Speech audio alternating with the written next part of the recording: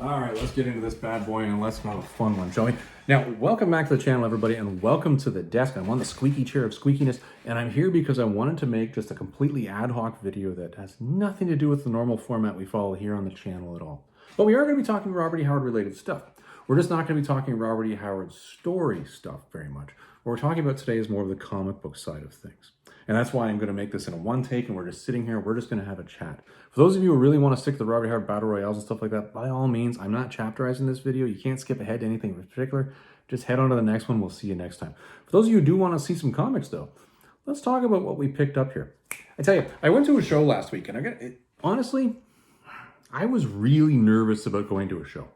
And I know this is really, well, I won't say stupid, because it's not stupid. I know a lot of people feel really nervous about going out and doing a lot of things in larger crowds nowadays. I'm going to say this is one where, for me, it was really just completely an emotional draw. There was nothing logically that would make me nervous in this event, because I've gone to comic shows so many times, but for some reason, emotionally, I just was so nervous about getting out to this thing and being in a show again.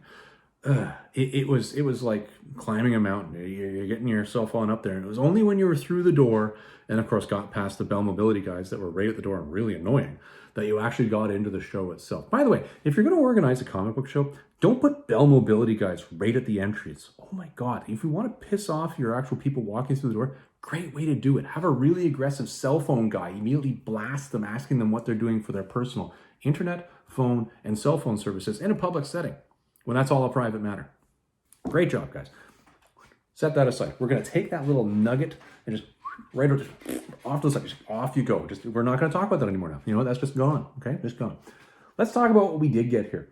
And let's talk about the really cool experiences that I did have while I was at the show. Now, here's the modus operandi, and here's what I applied this time. After I got past the Bell guys, again, not talking about that, one of the first things that I do is I walk around the show completely. And I've done this for every show I've ever gone to. What I'll do is I'll walk the show completely and do nothing but look at the wall books. Sometimes when you go to a show, you have a specific book. You're saying to yourself, I'm going to get that Wolverine Origins number 10 with the Dew Claw variant.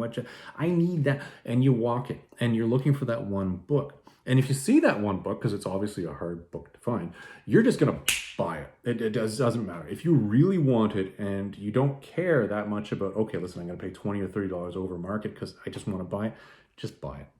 But the other thing you do when you're doing that initial walk of the show is you're seeing what the inventory is that a lot of these booths have. The other thing that you're seeing is their relative pricing. Now, I know a new trick, and this is relatively new for me, is just not seeing pricing on wall books anymore. You walk along and you see all these wall books, and what they've done is they've stacked them in such a way so that they're like this, right? So we're pretending these are the front. Here's the front of one book, and guess where the price tag is? Oh, it's right over here. But we're going to cover that with another book. So if you want to know how much that is, we need to have a conversation. Now, I get that. It starts a conversation. That's fine. It's a great sales tactic. Fantastic. I'm just not used to seeing that. And when you're walking the show during that initial take, just to try to figure out who's pricing what, oftentimes the vendors aren't free because they're busy talking to other people, and they're making a sale. You don't want to interrupt them. You leave them be. Here's what you do in that instance. You wander over to the bins, and you get yourself back to some Silver Age issues, because everybody's got Silver Age issues in the bins. They always do. And you dig yourself on back to these things, and you just start pegging. Where are these things at? For example, one booth I was looking at, they had the first appearance of Stiltman in Daredevil, early issue of Daredevil. And it was a mid-grade at best, and they wanted $240 for it. And I'm like, nope. Again, nope. Took a walk. I said, okay, I'm done with this booth. And I kept going. Because quite frankly, but if you're that far off on what one of these things should be, because when I say mid-grade, I mean that best mid-grade. It just ain't there. You're not going to have any success here. And when you get to these things, you got to understand, the sellers are there trying to get their best deal. If you're trying to get your best deal, you're going to come to some middle ground. But at the end of the day, if they're starting off from a number that's completely unreasonable, you're not going to get to a middle ground that's amicable for both of you. You're just wasting your time. And you're quite frankly, you're probably going to aggravate the guy or girl that's running the booth. So don't do it. So anyway, so I finished my walk of the show. When I did that, right off the bat, and another booth that I saw that was really, really cool, but I knew I wasn't going to be buying anything at, was a Golden Age specific booth.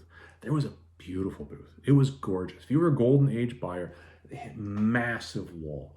And they had superhero, also non-superhero, anthropomorphic animals, anthropomorphic manimals. Okay, they had them up there with the funny cartoons, and they're great. They're great, but that's not my bailiwick, so I'm not playing in it. But a great booth, and honestly, they had a good number of people there that were buying from them.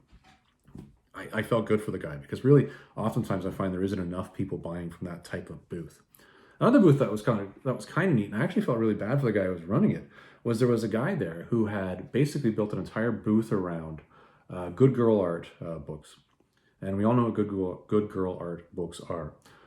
They do have a place in comicdom. People buy them. Hell, I buy things from Dan Mendoza oftentimes just because I find the art style to be so irreverent and funny that I'm like, yeah, absolutely, I'll buy that. I do the Kickstarters. You've seen the videos we have. But he also had a bunch of books in there that were 90s books that were very unique books. Like, for example, the Wildcats gold variant. I think that's Wildcats number 5, where it was the gold variant. Maybe number 6. If you know below, just type it in there. Let me know. Because one was gold and one was silver. And one was even issued with a Jay Lee signature on it. I have that. I did pick that up. Not at this show, but I picked it up years ago. But at the same time, these were the sorts of books that he had, but nobody was there. I'm like, these are good value books. Actually, if somebody was here trying to pick up some really unique stuff, this guy's got it. But everybody was just steering clear of that booth. And it was really, I felt bad for the guy who was running because he's there clearly selling to a niche market, but the niche market just wasn't there buying it that day. Anyways, finishing all that off though, you do get a sense of, okay, these are the booths that I'm going to go talk to, and these are the ones that I'm actually going to start taking a look at. First booth I actually went to where I started talking to the guy, I sat there and I said, okay, listen, do you have this? And he's like, nope. How about this? Nope. Again, Conan number 6. I'm looking for a non-graded copy because I slabbed my copy stupidly, and I've regretted it ever since. Not because of the grade. Grade's fine, but I don't have the book to open anymore. And I wanted to do an upgrade on my number 23 and 24. My 24 is really my low-grade one. My 23 is okay, but my 24 definitely does need a replacement. Anyways, when I walk the show and I'm asking, okay, well, do you have number 6? No, I don't have number 6. Okay, do you have number 23 or number 24? No, I don't have either of those. Number 100. I saw a couple of 100s when I was there. A fair number of number 1s as well. And it was interesting that none of the number 1s had pricing on them. None of them. Since I already own my number 1 and I'm okay with the grade, I didn't ask. But I was like, okay, you got some number 1s in here. That's cool. All right, well, I'm not touching that. But again, while I was there, I did notice this guy had some really good pricing. And this is where I started to expand and go secondary targets. Because you go in, you always say, oh, these are the ones I'm going to get. But you're like, well, if you have good pricing, and there are other books here that are like my secondary things that I would collect, well, do you have this? And I'm going to tell you, this guy was fantastic. I must have spent about 10 minutes with this guy running through his booth like, well, do you have this? No. How about do you have this? No. And every time he was like, well, if I do have it, it's going to be over here. Let's go take a look. He did a great job. And I felt bad at the end of the day that I couldn't buy anything from him. But you know what? He respected the fact that I knew exactly what I wanted and wasn't wasting his time with haggling on things that I didn't really want. And at the same time, I respected the fact that he was literally there trying to make a sale. 2 points for him. Unfortunately, we couldn't find anything. But you know what? Next time, I'm going to make sure I look for that guy when I go to a con. Then went back to another corner where they did have the Conan number 23. And I asked to take a look at it. And tip to everybody who's asking to take a look at a book. Do not just open the book. Ask. I'm there, I see the guy, and I say, hey, listen, would you mind if we open this up so I can take a look at it? And when he pulls it off, he actually hands it to me. And the first thing he says is, well, listen, my pricing is this on the ticket, but I'm only looking for this much. Which I thought was very forthright, and I appreciated that. It's a great opening, and it's a great start to a conversation. And when I opened up the book and I started going through it, and I looked at the front, and I asked if I could flip it over and look at the back, and we carefully did that.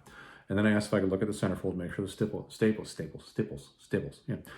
I was making sure the staples were there.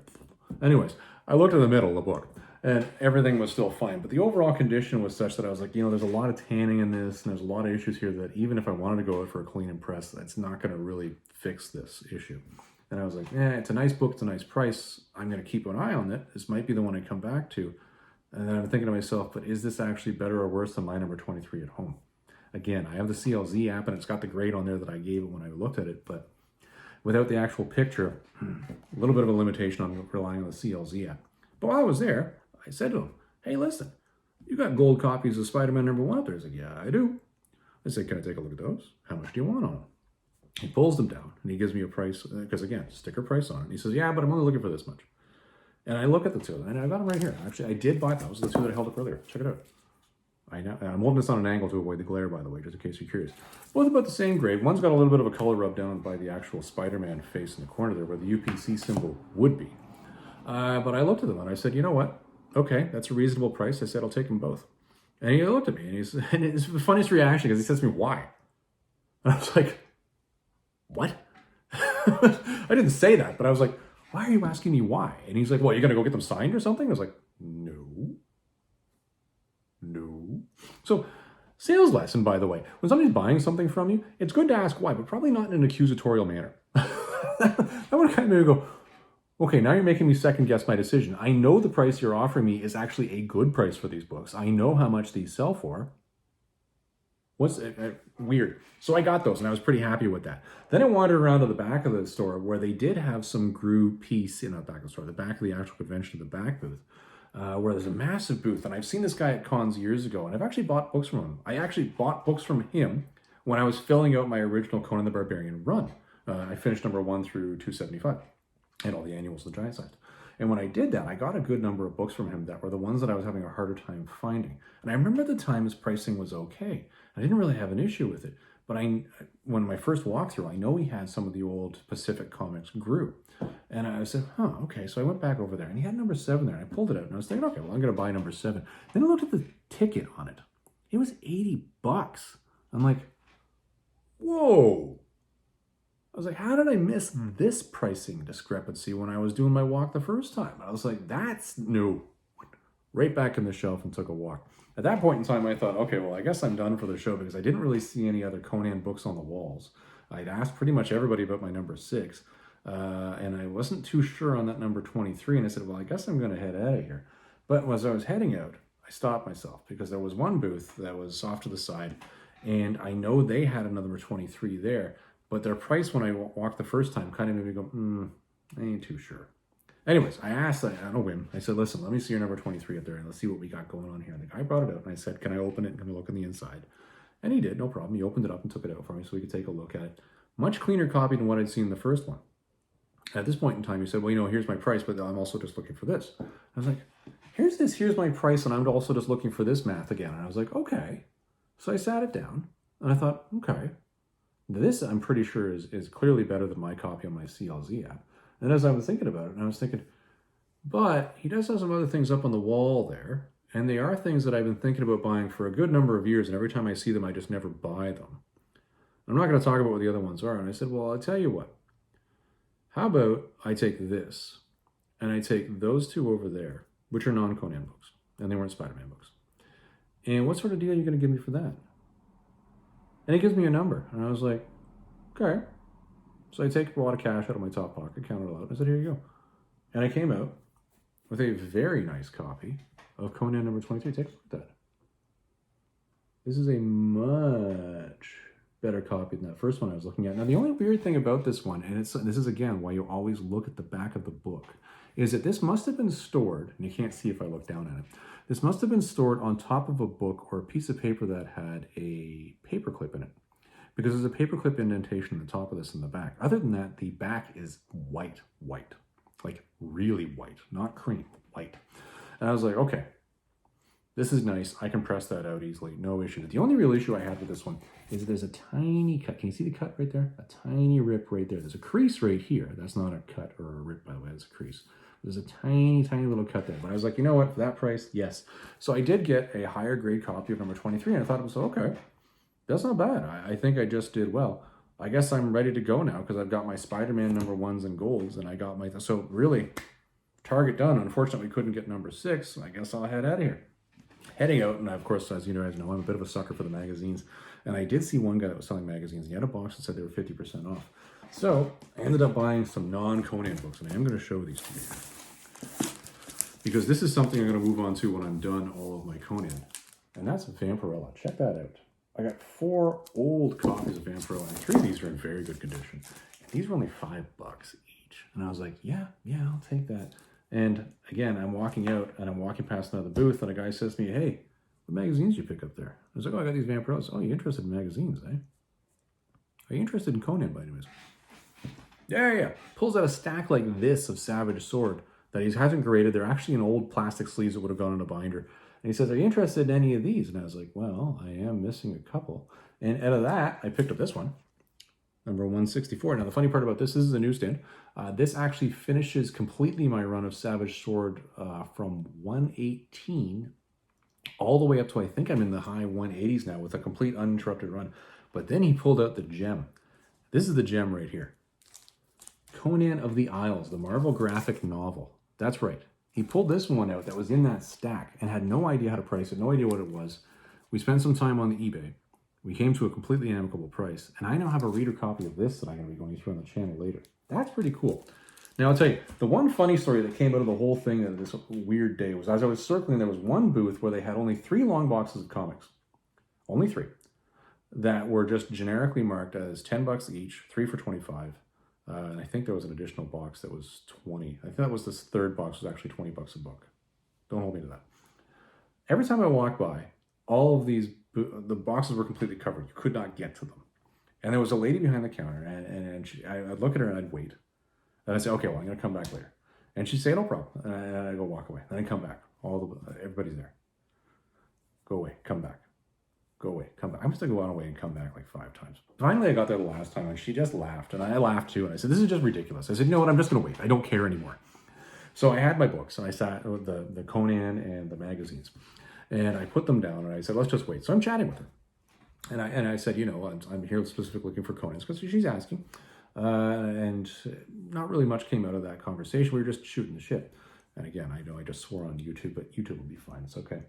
Anyways, well, as I'm digging through, though, when I finally get to the booths and it gets to the boxes, I find something that's really cool. It's not Conan, but that is pretty darn cool. And it actually is related to Conan. It's something that I've wanted to get into for quite some time. And that's the DC guy here, Claw the Unconquered. This is Ernie Chan art. This is early Ernie Chan art. And this is still called early Chua, I believe. So I am going to find number 1 and number 2 of that, which made me very happy. And I'm looking forward to reading these. Like, just look at the art on number 2. Just look at that worm. Look at the detail. Like, it is just fascinating to me that this is this sort of unknown. Now, I know Dynamite did that whole thing with Claw and Red Sonja, but it's just fascinating to me that these were there.